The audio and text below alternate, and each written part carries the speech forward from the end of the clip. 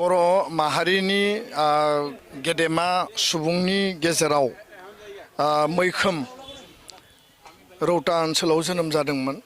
आरो बे साथामबो गेदेमा सुबुङा जोंनि गेजेराव गैलिया। फारियै सोरबां सुबुं बिहुराम बर' जाय बर' राव थुनलाइ बर' हारिनि हारिमु थामोनथा रैखाथिनि थाखाय गावखौ थैस' थांस' बावसोमनानै जोबोद गाज्रि थासारियाव बिथाङा मेंनो रोङाजासिनो खामानि मावदोंमोन। मुगानि दावहारु करेन्द्रनाथ बसुमतारी बड'लेण्ड सोमावसारनायनि सासे मैखोम दैदेनगिरि, बड'फानि बड'लेण्ड आलादा रायजो दाबिनायनि समाव BPSCनि चेयारमेन जानानै आरो दुलाराय बर' फरायसा आफादनि बारग' आफादगिरि महरै बिथाङा बड'लेण्ड आलादा रायजोनि दाबिनि समाव मैखोमै बिथाङा सोमावसारनायाव दैदेनगिरि हिसाबै बाहागो लादोंमोन। बिथाङा सासे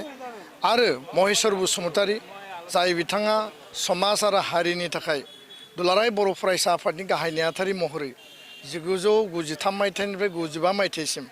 मैखोमै बिफाव लानानै बिथाङा हाबा मावदोंमोन। बे साथाम गेदेमा सुबुङा जोंनि गेजेराव गैलिया, नाथाय बिथांमोना जोंनि जेब्लाबो थुलुंगानि फुंखा आरो जेब्लायबो बिथांमोना जोंखौ इन्सपिरेसन होयो। दा बे साथामबो गेदेमा सुबुंनि गोसोखांथियाव जोङो जुगामि मोनसे मुसुखा बेखेवनानै बा मुसुखा गायसननानै बिथांमोननि महर मुस्रि, बिथांमोननि फिल'सफि, बिथांमोननि जि प्रिन्सिपलखौ जों जेब्लायबो इन्सपिरेसन हिसाबै जाहाथे मोननो हायो। आरो बिथांमोना जिहेतु मुलुगाव गैलिया, बिथांमोनखौ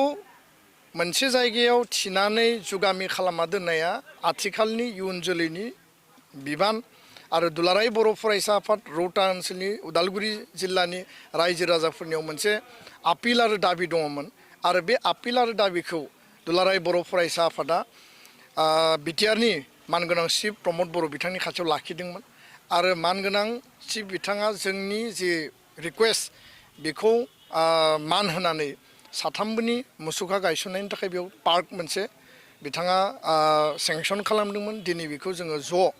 बयबो बेयाव बर'ल' नङा, गुबुन गुबुन हारि माहारि बयबो बेयाव बाहागो लाफैदों। फरायसा फरायसुलि, बेयाव इन्टेलेक्सुवेल, बेयाव गोबां एकाडेमिशियान, इडुकेसनिस्ट आरो थारैनो दिनैनि साना जोबोद जाफुंसारनाय मोनसे गोजोनथावना सान आरो बिथांमोना जोंनि गेजेराव गैलियाबाबो माहारि दानायनि बेलायाव जेब्लायबो जोंखौ थुलुंगा होगोन। जोंनि फारसे बिथांमोननि अनसायनाया अरायबो थागोन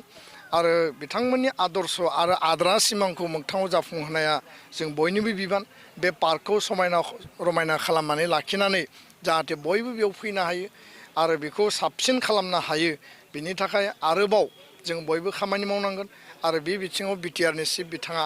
डेभेलपमेन्टनि बा पार्कनि बिउटिफिकेसननि थाखाय आरोबाव राङारि अनसुंथाइ होगोन होननानै दिनै रायजो राजानि गेजेराव फोसावनानै थांदों। आङो बिथांनिसिम साबायखर बावदों आरो न'खरनि साथामबो गेदेमानि न'खरनिफ्राय जाय बिथांमोना दिनै बाहागो लाबाय मुसुखा बेखेवनायाव बिथांमोना बिबार बावबाय, आं बिथांमोननिसिमबो रोजा रोजा साबायखर बावबाय। बेयाव आरो जथेस्थ' नांबावगोन। बे गिबि खेबनि थाखाय मुसुखा गायसनग्रोनाया जोंनि थांखिमोन, बाउन्डारि वाल होनाया जोंनि थांखिमोन। दा बेयो मोनसे लेभेलसिम जाबाय। दा बेयाव जिरायनो थाखाय बा फिसा फिसा मेल मिटिं जानो थाखाय मोनसे न' नांगौ, गथ'फोरनि गेलेनायनि थाखाय चिल्ड्रेन पार्कनि जिखिनि इन्सट्रुमेन्ट दङ, मेटेरियेल दङ, बेखौ नांगौ आरो साखाथियावनो जिहेतु फख्रिया नांजाबनानै दङ, बे फख्रिया एसे खाथियाव दङ, बेखायनो बिनि थाखाय गार्ड वाल प्रटेक्सननि थाखाय आरो बिउटिफिकेसननि थाखाय गोबां खामानि मावनांगौ दङ। दा प्रमद बर' मानगोनां बिथाङा खोथा होदों रायजो राजानि सिगाङाव जे बिनि थाखाय आरोबाव 1 कौटि रां बेयाव होगोन होननानै रायजो राजानो बिथाङा कमिटमेन्ट होना गालांदों आरो बेखौ मावफुंनो हायोबा जथेस्थ' बेखौ मोनसे लेभेलाव इमप्रुभ खालामनो हागोन। गेदेमा बिथांमोननि जिउ जारिमिनखौ गोजोर खालामनो थाखाय दिनै खौरां बा जारिमिनारि मोनसे बिजाब दिहुननायनि बाथ्रा बुंदों। बे बिथिङाव दुलाराय बर' फरायसाफोरनि थारैनो बेयो गोजोनथावना बाथ्रा आरो बेयाव बिटिआरनि चिफ मानगोनां बिथाङा एनाउन्स खालामदों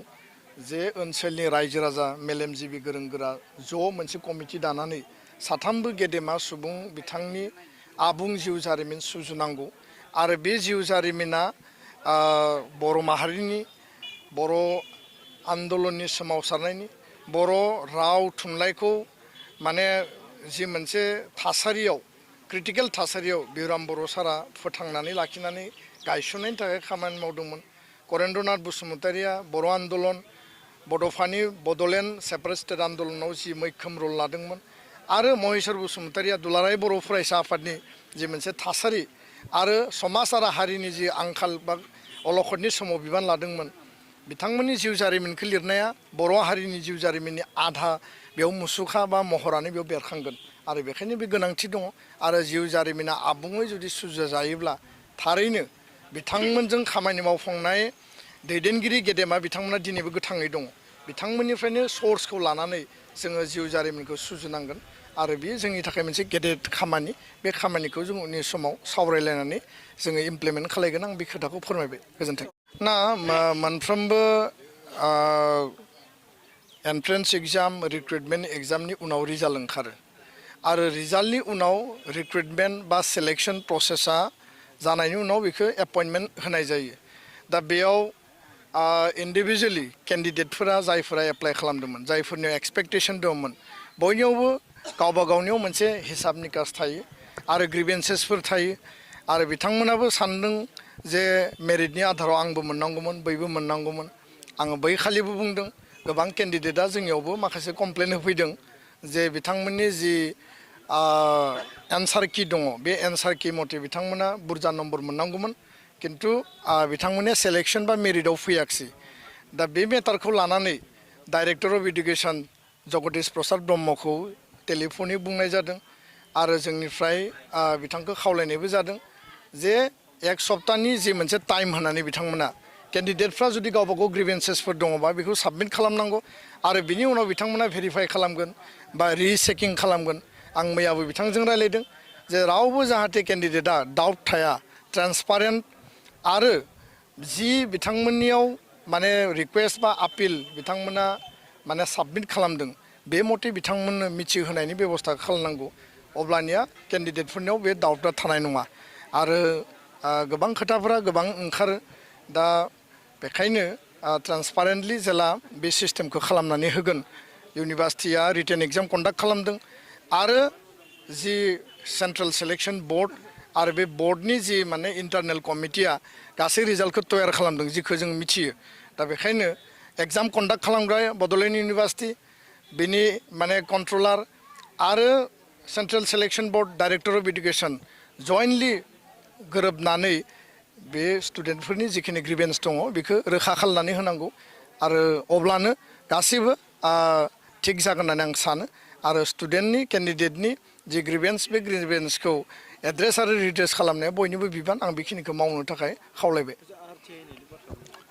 आरटिआइखौथ' बयबो होनो हायो आरटिआइआ देशनि मोनसे आयेन आरो जायहानो डाउट थायो जायहानो गोसोआव माबा मोनसे सन्देह थायो बियो आरटिआइनि गेजेरजों एन्सार शिटखौ नायनो हायो बेयाव OMR दङ ना मा दङ बा बिनि जि मोनसे मेरिटनि जि टेलि खालामनाय बे गासैबोखौबो बिथांमोना मोननो हानायनि नायनो हानायनि ट्रान्सपारेन्टलि नुनो हानायनि बयहाबो अधिकार दङ आरो आरटिआइआ खुनु गाज्रि बाथ्रा नङा गाज्रि सिस्टेम नङा आरटिआइखौ नागरिकनि बा नोगोरारिनि अधिकारनि थाखायनो होदों जे राइट टु इनफरमेसन एक्टनि आन्दाराव बिथांमोना नुनो हायो नायनो हायो दा बेखायनो सोरबा आरटिआइ होगोन सोरबा रिकुवेस्ट लेटार होगोन जाय जि लेभेलाव गैया मानो बे ट्रान्सपारेन्टलि बयनोबो बे इनफरमेसनखौ होयोब्लानो बे क्लियार जागोन गोजोन्थों